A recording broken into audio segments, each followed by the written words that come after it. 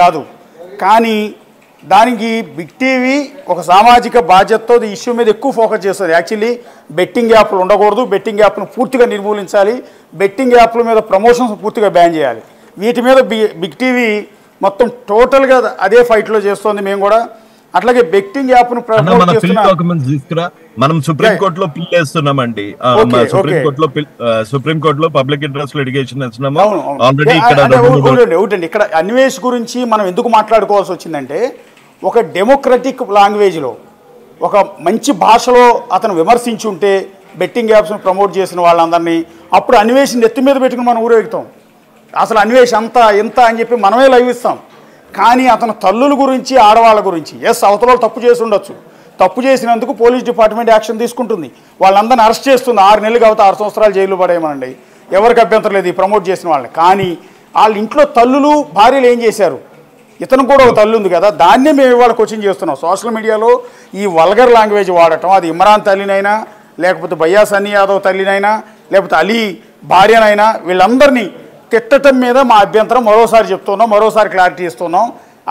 ఎవరైతే అన్వేషణని అభిమానించే కార్యకర్తలు ఉంటారు, కొంతమంది ఫాలోవర్స్ అంతా కూడా ఉంటారు, వాళ్ళందరికీ మళ్ళీ చెప్తున్నాం, అన్వేషణ మేము డైరెక్ట్గా తిట్టట్లేదు, అన్వేష్ వాడిన బూతుల మీదే మా అభ్యంతరం, దాని మీదే మా పోరాటం. అందుకనే ఇప్పుడు అతనికి విపరీతమైన ఫాలోవర్స్ ఉంటారు, ఎందుకంటే ఇంత ఒక వీడియో పెట్టగానే లక్షల్లో రీచ్ అయిపోయింది.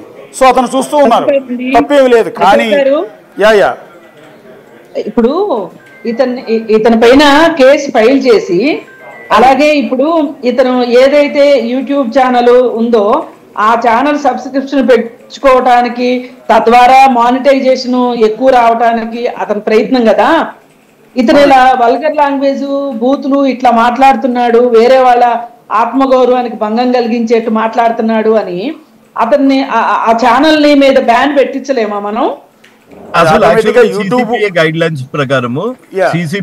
లైన్స్ ప్రకారము బెట్టింగ్ ఆడే వాళ్ళకే కాదు, CCPA guide lines abusive behaviour మీద కూడా ఉన్నాయి.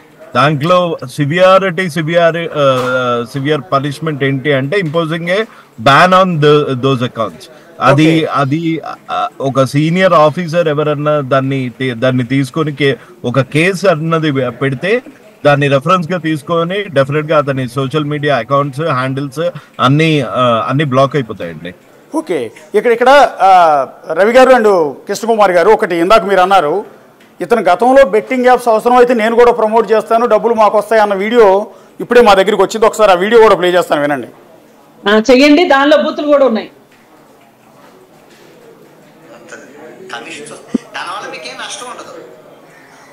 ఇవ్వండి, ప్రమోట్ చేస్తున్నాం కాబట్టి మాకు కొంత మనీ ఇస్తారు, మీకే నష్టం ఉండదు. అవి కొన్ని విషయాలు మీకు చెప్తానండి, అది కూడా పూర్తిగా అవునా కదా.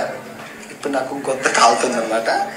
ఇక్కడ బెట్టింగ్ యాప్స్ ప్రమోట్ చేస్తాను, దానివల్ల డబ్బులు వస్తాయి, దాన్ని చేయటం వల్ల నష్టమేమి లేదని చెప్తున్నాడు క్లియర్ గా. మళ్ళీ ఒకసారి కావాలంటే వినండి. కమిషన్స్ వస్తాయి, దానివల్ల మీకేం నష్టం ఉండదు. మేము ప్రమోట్ చేస్తున్నాం కాబట్టి మాకు కొంత మనీ ఇస్తారు, మీకే నష్టం ఉండదు. అవి కొన్ని విషయాలు మేము ప్రమోట్ చేస్తాం కాబట్టి మాకు కొద్దిగా డబ్బులు వస్తూ ఉంటాయి, మీకేమీ నష్టం ఉండదని చెప్తున్నాడు అన్వేష్. ఆ వీడియో ఎప్పుడు నా దగ్గర అనుకుంటుంది. సనాతన డాష్ కొడుకులు అని వీడియో తీస్తాడంట. 41 రోజులు దీని మీదే మాట్లాడతాడంట. దీని మీదే మాట్లాడి తన టార్గెట్ 1 కోటి రూపాయలు అంట. నెక్స్ట్ ఇంకొక కొన్ని దేశాలు కవర్ చేయాలంట. ఎవడు కష్టపడతాడు అని ఈ 41 రోజులు నేను ఇదే చేస్తా, దీంతోనే 1 కోటి రూపాయలు సంపాదిస్తా, నెక్స్ట్ ఈ దేశాలు తిరుగుతా అని క్లియర్ గా చెప్తున్నాడు. సనాతన డాష్ కొడుకులు అని. నేను అన్నాను, మరి అసలైన వాళ్ళ గురించి మాట్లాడచ్చు కదా, పొలిటికల్ సిస్టమ్ గురించి మాట్లాడచ్చు కదా, అసలు దొంగల గురించి మాట్లాడితే నాకు శిలా విగ్రహం పెట్టేస్తారు అంటే పొలిటిషియన్స్. లాస్ట్ టైం మీకు రవి గారు మీకు గుర్తునే ఉంటుంది, వైఎస్ఆర్ కాంగ్రెస్ పార్టీ గురించి ఏవో కొన్ని తప్పుడు కోతలు కూసాడు ఏదో కంట్రీలోంచి. ఆ తర్వాత ఆ పార్టీ వాళ్ళంతా తగులుకున్నారు. అవును, దెబ్బకు భయపడిపోయి వణికిపోయి క్షమాపణలు చెప్తూ తర్వాత వీడియో రిలీజ్ చేశాడు. ఇప్పుడు కొత్త టార్గెట్ పవన్ కళ్యాణ్ గారు అండి. ఇప్పుడు పవన్ కళ్యాణ్ గారు సనాతన ధర్మం గురించి మాట్లాడారు కదా, సో అందుకని సనాతన డాష్ కొడుకులు అని వీడియో తీస్తాడంట. పవన్ కళ్యాణ్ ఫ్యాన్స్ ఊరుకుంటారు ఏంటండి? జనసేన కార్యకర్తలు ఊరుకుంటారా, పవన్ కళ్యాణ్ ఫ్యాన్స్ ఊరుకుంటారా? అదే హెడ్డింగ్ పెడతాడంట. పచ్చి బూతులు ఇంకా మొదలు పెడితే సనాతన ధర్మం పేరుతోని గొడవలు పెడుతున్నారు, అదేం అవసరం లేదు, చర్చికి వెళ్ళి దండం పెట్టుకోండి, గుడికి వెళ్ళి దండం పెట్టుకోండి, అది ఇది ఇది ఇది ఇది అనుకుంటూ ఆల్రెడీ ఆ పెద్ద సిరీస్ లో 2-3 సార్లు వదిలాడు సనాతన ధర్మం. అది చాలా నెగిటివ్ ఇంపాక్ట్ వచ్చింది. ఆ నెగిటివ్ ఇంపాక్ట్ వచ్చిన దాన్ని కవర్ ఎట్లా చేసుకోవాలి, మళ్ళీ ఎవరో ఒకళ్ళని విక్టిమైజ్ చేయాలి, ఎవరో ఒకళ్ళ మీద పడేయడవాలి, నార్మల్ వాళ్ళ మీద పడేయడం. మతాల దగ్గరికి డైరెక్ట్ గా వెళ్ళిపోతున్నాడండి. ఇప్పుడు కొన్ని సెన్సిటివ్ ఇష్యూస్ ఉంటాయి, ఒక మతం వాళ్ళు ఇంకో మతం గురించి కామెంట్ చేయరు, కానీ క్రిస్టియానిజం మీద, క్రిస్టియన్ పాస్టర్ల మీద అతను వాడిన భాష ఎంత దారుణంగా ఉందంటే చాలా మంది పాస్టర్లు ఇతన్ని చాలా సీరియస్ గా తీసుకున్నారు దాన్ని. మరి ఎవరన్నా కేసులు పెట్టారో లేదో తెలియదు. ఇప్పుడు హిందువుల గురించి మాట్లాడుతున్నాడు, వినండి ఎంత అసహ్యంగా మాట్లాడుతున్నాడు. Okay, sorry madam, Krishna Kumar గారు గో హెడ్.